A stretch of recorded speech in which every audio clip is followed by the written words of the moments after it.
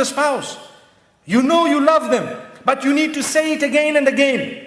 Like we got to the food moments ago, and you need to say this food is, mashallah, it's really, really great. Even if the salt is a little bit more. Because sometimes, as I was saying, she spends so much time bringing it in front of us, and we are worried about how it's smelling, number one. And number two is we say, as we taste it, the salt is too much, no? Salt is too much, no? What are you talking about? She just looks at you and her face flops. I've been at it for 3 hours here, 4 hours. I've been busy with this for so many months. And what is she going to say? Next time I'll try a bit better, a bit harder. That's if she's a good woman. If not, she'll say, never going to cook this again. Typical. It's typical. Never going to cook this again. And if you have someone who's very witty, the next time there's salt to be put in, I'll call you to put it. So we need to praise the cooking of our wives. We need to praise their dress code, especially. For example, I can let you know something that has worked for some people. Where you find some women, they don't like to dress appropriately. So the husband sometimes wants to tell them something. There are 2-3 ways of doing it. You can either say, this is very bad, I don't want you to wear this. And you might have a response. But if you want a response from the heart, what you do is, you tell them, the other dress looked much better than this. You see, so you are praising one thing, and that praise is not there when the other thing is there.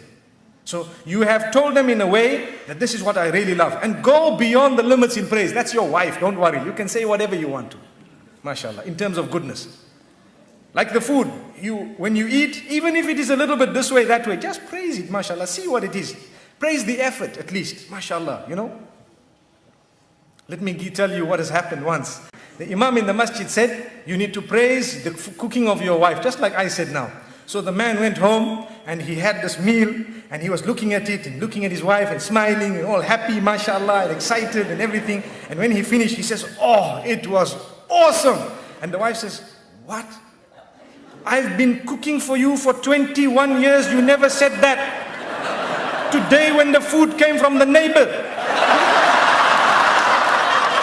you want to say it was awesome.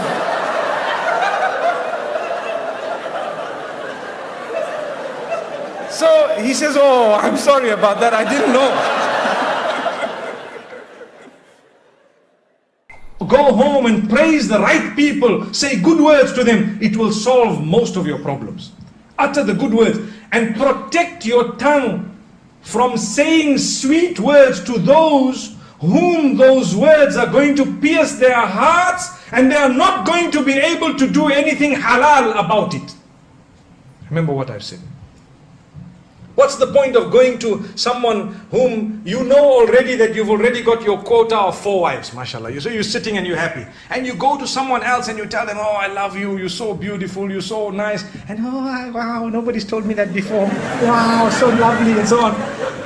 Is there any form of halal outcome of those statements? They said, today we went and we were told to come out and utter good words. So my darling, here's the best of words. Oh, you're gorgeous, and so on. Believe me, who are you talking to? If you are uttering those beautiful words to a person whom they will be processed through in a way that they will want to do something about it which will never be halal, in that case we are sinning. Remember that. Like the man, they say the one man, and this is also a story that I've heard very recently. His wife tells him, listen, you know what, you have to tell me, you have to swear that you're going to be honest with me. He says, okay, I'm honest. Describe your love for me.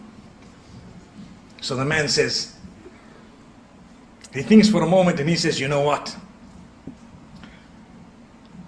You are like my SIM card, I'm like the phone, Without you, I'm nothing. You know that. Wow. So the woman goes back so happy and delighted. Wow, I'm so happy. It's the sweetest, most romantic thing I've ever heard. Imagine, without a SIM card, what is a phone? How many of us have phones? No SIM card. Can you have a phone, no SIM card? You have a SIM card. So then he walks out, and as he's walking out, he said, and she's saying, wow, most romantic word I've ever heard. He says, she doesn't know my phone has a quad SIM. Allah protect us. What a dirty mind. What a dirty mind. But this is the problem with us today. We want to utter words that just soothe people's minds when we don't really mean them sometimes. Why would he have spoken about a dual sum or a quad sum if he was sincere? He wouldn't even have uttered that. May Allah protect us. So the reason I raise this is, I know some of the brothers are nudging each other to say there is a quad sum in the market, you know that? But that does not make the relationship any better. We need to know that when you say beautiful words, you need to make sure that you are uttering them to the right person. And you need to make sure you are not being hypocritical by the will of Allah subhanahu wa ta'ala. For your spouse, it's an act of worship to utter words to make them smile, to make them feel desired, to make them feel they are the most important people in the world. There will come a time when you too will feel that definitely they are the most important people in this world.